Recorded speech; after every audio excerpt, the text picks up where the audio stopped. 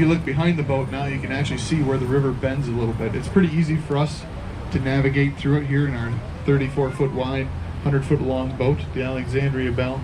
But the big freighters are about 80-foot wide and 700 up to 740 feet long. And it's a little more difficult for them to navigate through this section, so they will not pass here in the American Narrows.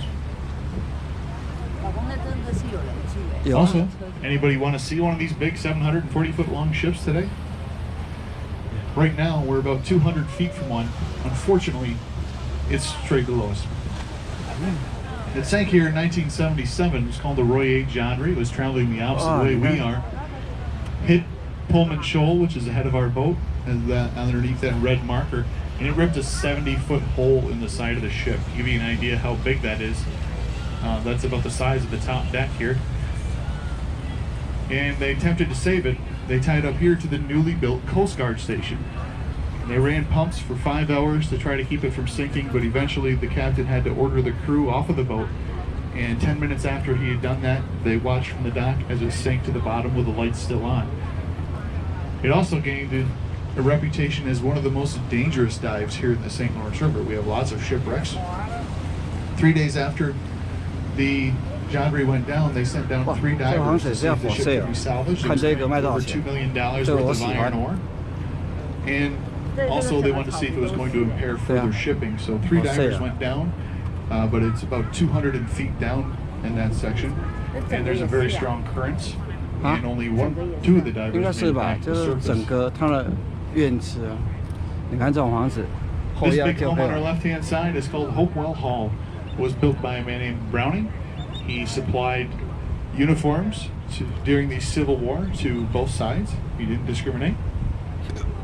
And it was once owned by Clover Bolt Baird. She was George's daughter and the last descendant of the Bolts here in the Thousand Islands. Today, that property is also for sale. And you can afford, if the $1.2 million wasn't enough for you, you can have Hopewell Hall for $3.4. Wow. And it comes with 84 acres. 84 acres. Next here, this island directly on our left-hand side is Pullman Island. Pretty historical spot. This is the reason for the rest of these homes you see here today. It was once owned by George Pullman, and he had a good friend named Ulysses S. Grant, who was at the time the president. He brought him here for a 2-week-long fishing trip, and that's what brought so much popularity and publicity to the Thousand Islands that all these millionaires started flooding here to buy up these islands and build these homes you see today. 所以有钱人都来这边买房子买那个岛盖房子。Next on our left-hand side, we're going to come up on Nobby Island.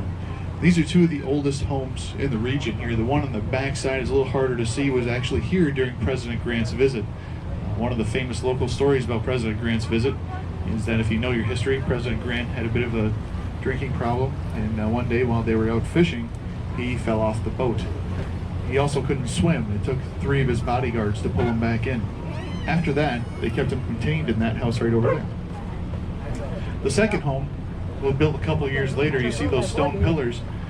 Those are kind of unique. Those rocks are not held together with any kind of mortar or masonry or metal work. They're actually just held in place by the weight of the home, the second and third floors.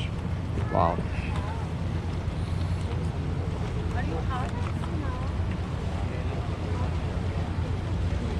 And on our left-hand side is Friendly Island. Everybody ready for like one of the worst jokes on the tour? Yeah. The island's so friendly, if you wave at it, even the fence will wave back at you. 这次应该是蛮舒服的，它那个风吹。所以这里很多这 island 就是这样子。你有钱你就。是人的吗？Today, 对啊， Friendly Island 你可以买啊。 is owned by the Strand family, and they actually own Friendly and St. Elmo's, which we're coming up on here on the left. And you can, if you're interested in staying here a little more economically than buying Hopewell Hall for $3 million, you can rent these islands on VRBO, Airbnb, pretty reasonably. They both can hold up around 10 and 14 people respectively, as I recall. I don't remember the prices off the top of my head. St. Elmo's is the one with the big white anchor there. The anchor was placed there out of remembrance and respect for all the sailors who lost their lives in the St. Lawrence Seaway. 小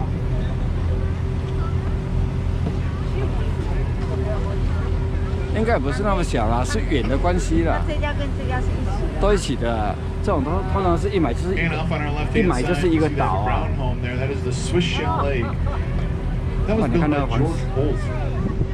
And that big home was just, he built that to house the work foremen and designers of Bolt Castle during the construction phase.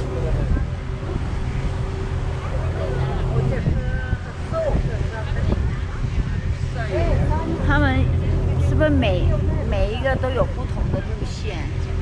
对呀、哦，这里有1000多个这种岛，你知道吗 In？a moment, we'll be coming up on one of the highlights of the tour. 1000个 Bolt 都有 Castle. 家在上面 Left-hand 哦。 side. 只要大一点 Before 都 we 有 get 有 a 人 little bit of history about Bolt. 都有人买， Not a lot of people remember 都 his 有人 name 买 other 买来 than 盖房子 associated 啊。 with here with Bolt Castle, but he really 你看那个像城堡， revolutionized 你看那个， customer service 单独 industry 一个。 or any of the 这个都快 customer 晕 service 掉了。 industry, but specifically in the hotel business. He was the preeminent hotel man of his time. They say he pretty much coined 你看 the 这个 phrase 后 that 面那个 customers 多 always 大？ liked. Before he got into the hotel business, if you were staying in a hotel, you would have been expected to bring your own linens. Not to mention there was no such thing as room service, concierges, all that. It was basically they would give you a room and you were on your own.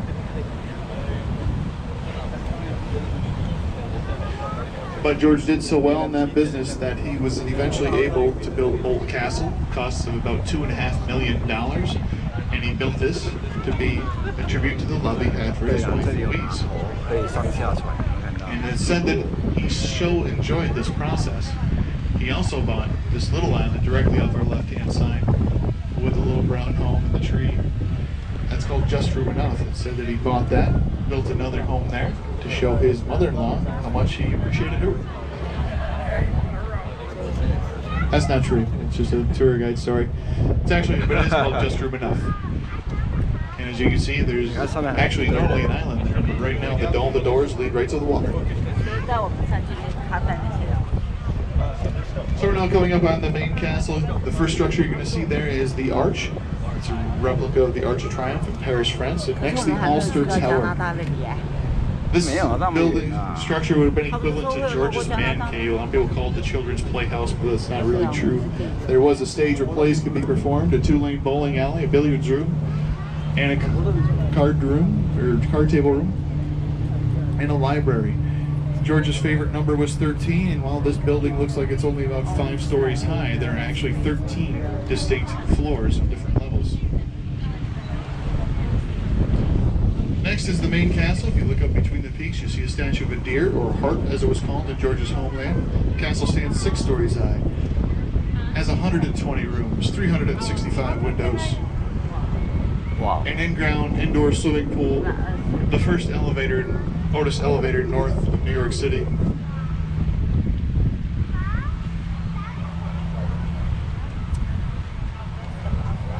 这真的像卡通里面的城堡。嗯。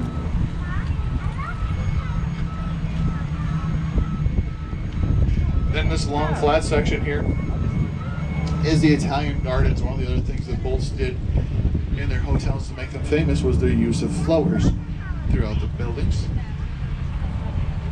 Today, this is where the Bridge Authority hosts up to about 60 weddings a year. And the last structure on the island, actually it's just off of the island, this is the powerhouse or pump house. While it's probably one of the prettiest buildings on the island, and most photographed because it is so easy to see from the river, it was also the most utilitarian. The Bolts probably never would have stepped foot in there. The bottom floor held 2 steam-fired generators that supplied electricity to the main castle, and also 2 auto engines, which were early diesel engines, which ran water pumps and pumped water up to the cistern in the top of the castle to supply water throughout the building and water the plants all throughout the grounds. In the distance there, you can see the Bolt Yacht House. That is actually on Wellesley Island. In the distance, you see the big building with the big doors in the front of it. And those were to accommodate some of his larger vessels. It said that he owned around 70 to 90 ships here in the St. Lawrence River.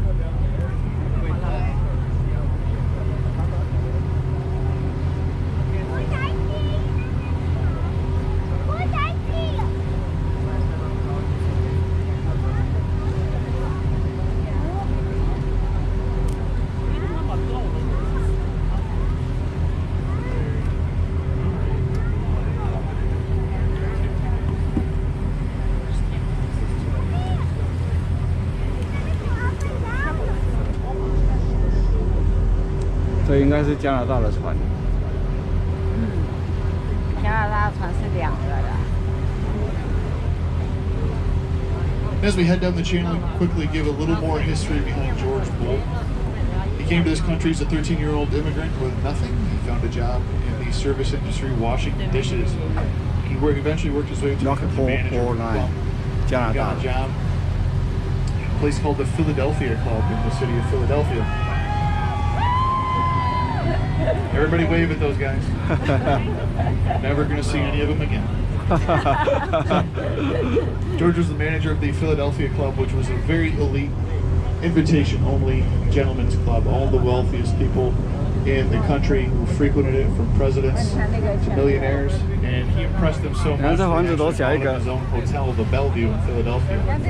The next year, he bought the neighboring hotel, the Stratford, combined them to become the Bellevue, which still stands today, just as George built it in Philadelphia. In 1900, the Bellevue Stratford was the most advanced and well-known hotel. He was also hotel in New York City called the Waldorf. There was a neighboring property there. 它有个小码头啊，也可以船靠岸啊，有没有看到？ To get those two to join forces, and that became the Waldorf Astoria. He managed the boat. 他们就开这样的船就可以上去啦。 More well-known names still remembered today more than the Bellevue. 它小小的岛，不用花很多钱，可是它有它的 privacy。 Construction on the castle for Louise.